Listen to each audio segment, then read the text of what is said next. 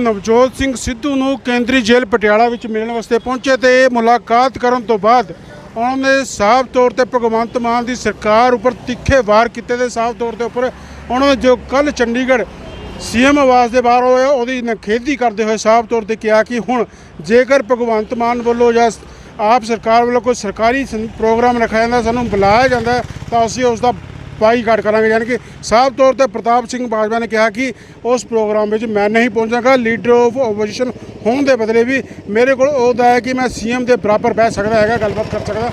साफ शब्दों के उन्होंने सीएम नूं चेतावनी दी है कि हुण कोई भी सरकारी प्रोग्राम है उत्थे नहीं पहुँचांगे। तो नाल ही उन्होंने कहा कि नवजोत सिंह सिद्धू के कुछ दिन पहले PGI दे विच टैसट होए सन जिन्हां दी रिपोर्ट आनी है। फिलहाल नवजोत सिंह सिद्धू नूं मिले हैं वो ठीक ने।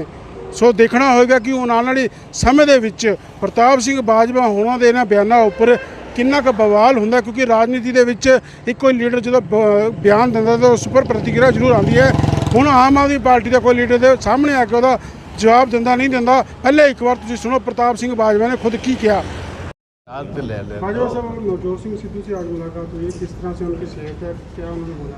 देखो ऐसा वो हमारी पार्टी के मेरे साथी हैं, हमारे सीनियर साथी हैं, हमारे अध्यक्ष रह चुके हैं और मेरे से उनका अपना पर्सनल संबंध भी है। तो मैं अपनी जिम्मेवारी समझता था कि पार्टी की तरफ से और अपनी तरफ से कोई मुश्किल घड़ी में साथी हो तो मुश्किल घड़ी में ज़रूर, पंजाब की परंपरा भी यही है कि मुश्किल घड़ी में खुशी के मौके पर तो शायद कहीं आप थोड़ी देर के लिए कोई कोताही भी हो जाए तो चल जाती है, ऐसे ही मुश्किल घड़ी में आपको जाना चाहिए और अपना फ़र्ज़ समझते हुए आज मैं जाकर आया हूँ। और तबीयत उनकी बिल्कुल ठीक है। उन्होंने मुझे बताया इस बात का कि चंद दिन पहले वो 1-2 दिन पहले PGI में अपने सारे कंप्लीट बॉडी टेस्ट करवा कर आए हैं और टेस्ट अभी 2-3-4 दिन लगेंगे टेस्ट की रिपोर्ट्स आने में, मगर वो कुशल लग रहे थे और पूरे जैसे पंजाबी में कहते हैं कि खुश थे और चढ़ती कला में थे। सबसे बड़ी बात ये कल हरसिमरत कौर बादल आई सी मजीठिया साहब ਨੂੰ ਮਿਲਣ थे, उन्होंने साफ किया कि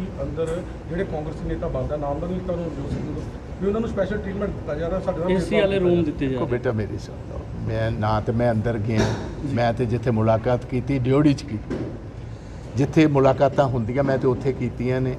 किसी होर लीडर की स्टेटमेंट ਨੂੰ मैं कॉन्ट्राडिक्ट करा या उस ते मोहर लावां या मैं तो आया सर नवजोत ਸਿੰਘ ਸਿੱਧੂ ਨੂੰ ਮਿਲਣ ਵਾਸਤੇ। ਹੁਣ ਸਰਦਾਰਨੀ ਹਰਸਿਮਰਤ ਕੌਰ ਬਾਦਲ ਜੀ ਕੀ ਕਹਿੰਦੇ ਨੇ ਉਹ ਜਾਣਨਗੇ ਤੇ ਜੇਲ੍ਹ ਦਾ ਮਹਿਕਮਾ ਜਾਣਦਾ।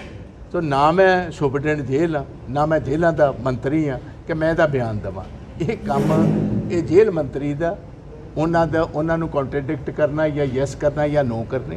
तो मैं इस तो बाद इससे कोई गल नहीं करना चाहता। कल की बात की जाए जो कल चंडीगढ़ में होगा, आप सीएम से मुलाकात करने के लिए गए थे और देखो एक बात मैं क्लैरिटी से बताना चाहता हूँ। उस डेलीगेशन में leader of the opposition lead कर रहा था प्रताप सिंह बाजवा, और leader of the opposition constitution के हिसाब से शैडो चीफ मिनिस्टर माना जाता है। आप विधानसभा में भी देखोगे जहाँ चीफ मिनिस्टर उसकी सीट है उसके बिल्कुल ऑपोजिट मुझे सीट अलॉट की है।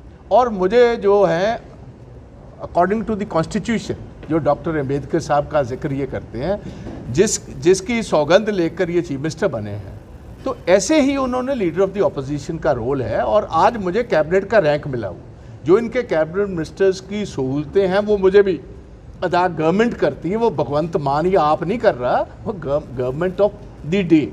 जब ये ऑपोजिशन में थे तो इनके हरपाल सिंह चीमा, ये इससे पहले सुखपाल सिंह खैरा या फूलका साहब, उनको भी ये सभी मुहैया की गई। तो उसके हिसाब से अगर सीनियर मोस्ट लीडरशिप आपके पास, मेरे साथ मेरे पार्टी के अध्यक्ष राजा वड़िंग जी थे, मेरे साथ सिटिंग 15 MLA, मेरे डेलीगेशन में 2 फॉर्मर डिप्टी चीफ मिनिस्टर्स थे, मेरे डेलीगेशन में पुराने विधानसभा के 5 साल रहे हुए स्पीकर थे और 15-20 लोग और जो हमारी पार्टी के सीनियर मोस्ट हायरार्की है कांग्रेस की, वो लोग थे।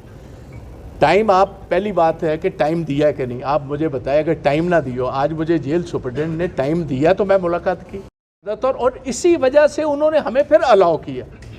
ये एक बदकिस्मती है कि पंजाब की परंपरा है कि अगर विरोधी भी आता है उसको पानी पूछा जाता है, उसको कुर्सी दी जाती है, उसका इज्जत मान और सम्मान किया जाता है। मगर कल सीनियर मोस्ट लोगों के होने के बावजूद और टाइम देने के बावजूद आधा घंटा तो गेट पर रखा धूप पे, फिर अंदर लेकर गए, फिर फ्रिस्किंग की, फ्रिस्किंग कहते हैं चेकिंग।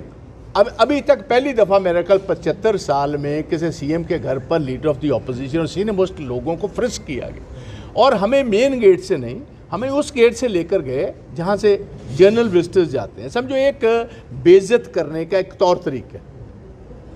होटल में आए हैं, मेन गेट खुला है, आप मेन गेट से आते हैं, अगर आपको एग्जिट गेट से लाते हैं तो फिर पौना घंटा हमें कॉन्फ्रेंस रूम में बिठाएगा चीफ मिनिस्टर। और ये मैं मुद्दा क्लियर कर दूं, हमने ना तो कोई रिप्रेजेंटेशन दी, ना हमारे से मुलाकात की, क्योंकि पौने घंटे के बाद फिर हमें मैसेज आया कि कल 1 बजे मिलेंगे। और ये जो इल्ज़ाम है कि ये कुछ उन लीडरों की मदद करने के लिए हमारे पास आए थे जिन पर कोई अभी केस दर्ज हुए हैं, मैं ये बिल्कुल क्लियरली आपको बताना चाहता हूँ, कोई भी पॉलिटिकल लीडर, वो हमारा हो या किसी और जमात का, वो अकॉर्डिंग टू लॉ चलेगा, जो देश का कानून है उसके हिसाब से चलेगा। हम कहीं भी इंटरफेयर नहीं कर रहे।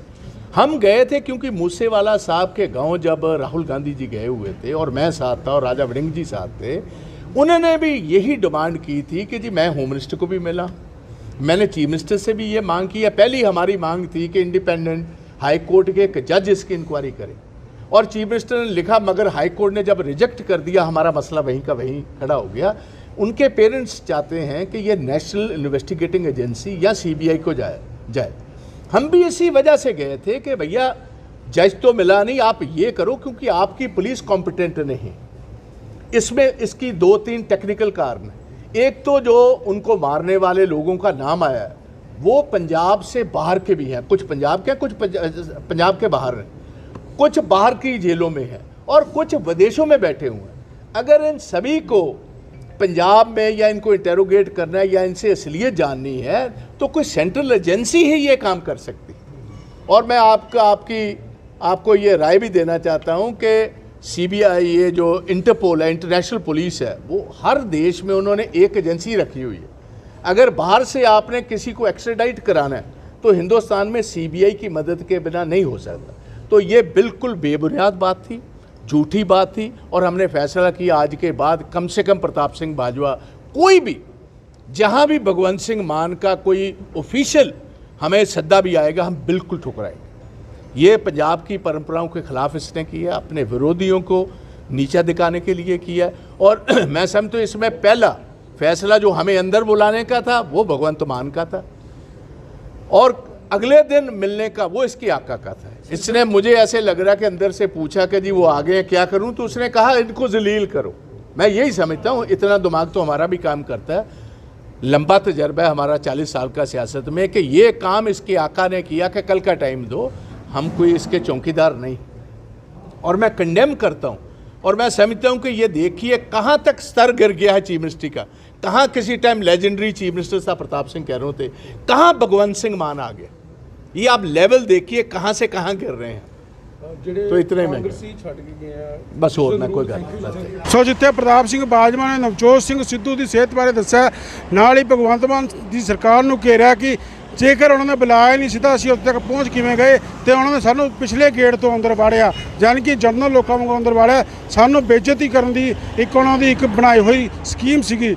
ਪਹਿਲਾਂ ਉਹਨਾਂ ਨੇ ਬੁਲਾਇਆ, ਫਿਰ ਆਪਣੇ ਆਕਾ ਕੋਲੋਂ ਦਿੱਲੀ ਤੋਂ ਪੁੱਛਿਆ ਤੇ ਫਿਰ ਸਾਨੂੰ ਬੇਇੱਜ਼ਤ ਕੀਤਾ, ਘਰੋਂ ਵਾਪਸ ਬਰੰਗ ਭੇਜਿਆ।